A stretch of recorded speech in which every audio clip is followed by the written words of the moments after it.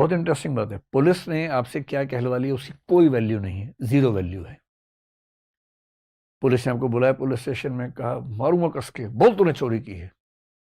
कुछ डरना नहीं है, बोलेंगे हाँ मैंने चोरी की है, लिख दे तो मैंने चोरी की है। जब भी गवाही होती है ना, या तो होती है सेक्शन 161 में या होती है सेक्शन 164 में। अगर कोई व्यक्ति अभियुक्त है, आरोपी है, एक्यूज है, तो उसे स्वयं अपने विरुद्ध गवाही देने के लिए बाध्य नहीं किया जाएगा। संविधान निर्माताओं के सामने यह संकट था, और वो संकट होता ही, जैसे मैंने आपको नॉर्थ कोरिया के नाम से कहानी सुनाई। अगर पुलिस साबित करने पे आ जाए तो साबित तो हो ही जाता है। तो हमारी कानून व्यवस्था ने, जो कि उस समय हमारे संविधान की बहुत सारी बातें ऐसी हैं जो 1935 के एक्ट में थी, इंग्लैंड के सिस्टम में थी, आईपीसी हमारा, सीआरपीसी हमारा, इंडियन एविडेंस एक्ट हमारा, ये सब उस समय की अंग्रेज शासकों ने बनाए, जो इंग्लैंड के सिस्टम से मिलता जुलता था। जगह जगह इस बात की सावधानी रखी गई कि कहीं पुलिस थर्ड डिग्री का इस्तेमाल करके लोगों को मजबूर ना कर दे अपने अपराध मानने के लिए, जो उन्होंने किए भी ना हो, तो उनको बचाना बहुत जरूरी है।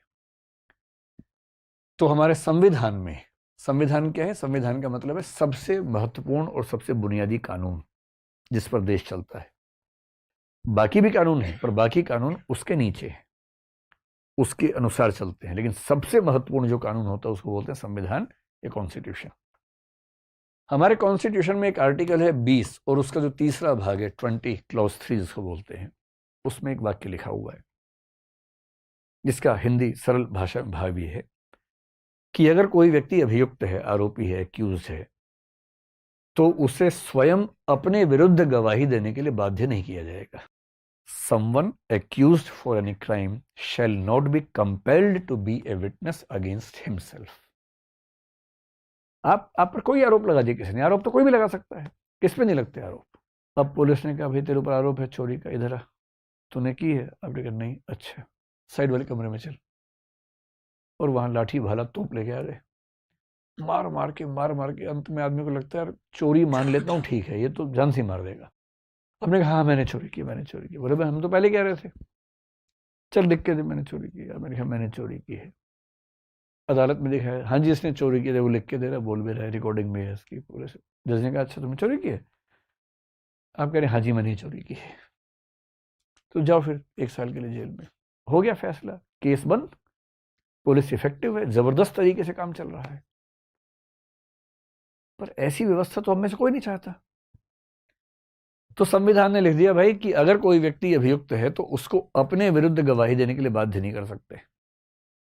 आप कहेंगे बताओ तुमने किया है? नहीं, वो कहेगा नहीं पता, नहीं बोलूंगा, मैं अपने खिलाफ नहीं बोलूंगा किसी भी हाल में, मेरा कॉन्स्टिट्यूशनल फंडामेंटल राइट है, नहीं बोलूंगा। और ये राइट दुनिया के हर सभ्य देश में है, केवल हमारे देश में नहीं, हर सभ्य देश में है। फिर इस बात को और स्पष्ट करने के लिए एक कानून होता है सीआरपीसी, पता नहीं इसका नाम आप जानते हैं, क्रिमिनल प्रोसीजर कोड। एक है IPC, Indian penal code. IPC में लिखा है कौन सा काम अपराध है, कितनी सजा होगी, सब्सटेंटिव लॉ बोलते हैं। सीआरपीसी का मतलब है कि आपराधिक मामलों में अदालत में कार्यवाही कैसे चलेगी, क्रिमिनल प्रोसीजर कोड, प्रोसीजर के बारे में है।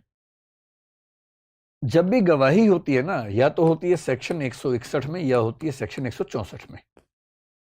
जब पुलिस गवाही लेती है तो 161 में लेती है, और जज जो गवाही लेता है वो 164 में होता है, जिसको मजिस्ट्रेट बोलते हैं, या एडिशनल मजिस्ट्रेट होगा। बहुत इंटरेस्टिंग बात है। पुलिस ने आपसे क्या कहलवा लिया उसकी कोई वैल्यू नहीं है, जीरो वैल्यू है। पुलिस ने आपको बुलाया पुलिस स्टेशन में, कहा मारूंगा कस के, बोल तूने चोरी की है।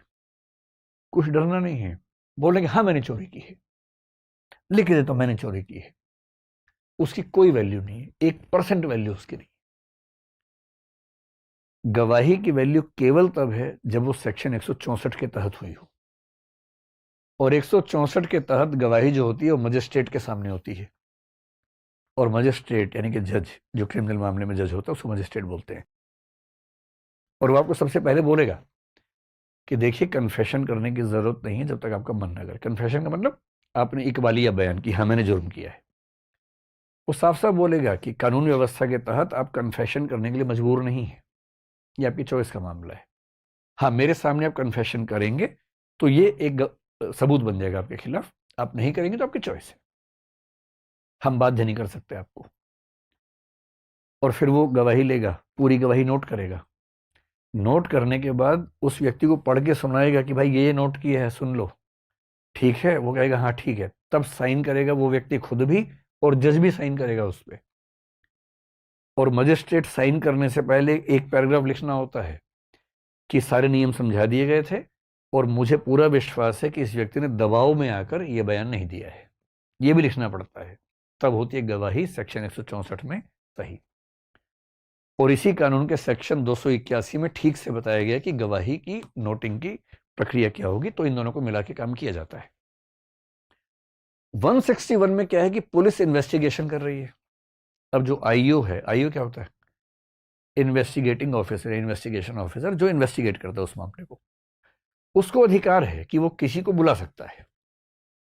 तो 161(1) में कहा गया कि पुलिस का अधिकारी किसी भी ऐसे व्यक्ति को बुला सकता है, उसकी मतलब बातचीत कर सकता है, विटनेस ले सकता है, जो उसके हिसाब से उस केस के बारे में जानकारी रखता है। उसको अधिकार है पुलिस वाले को।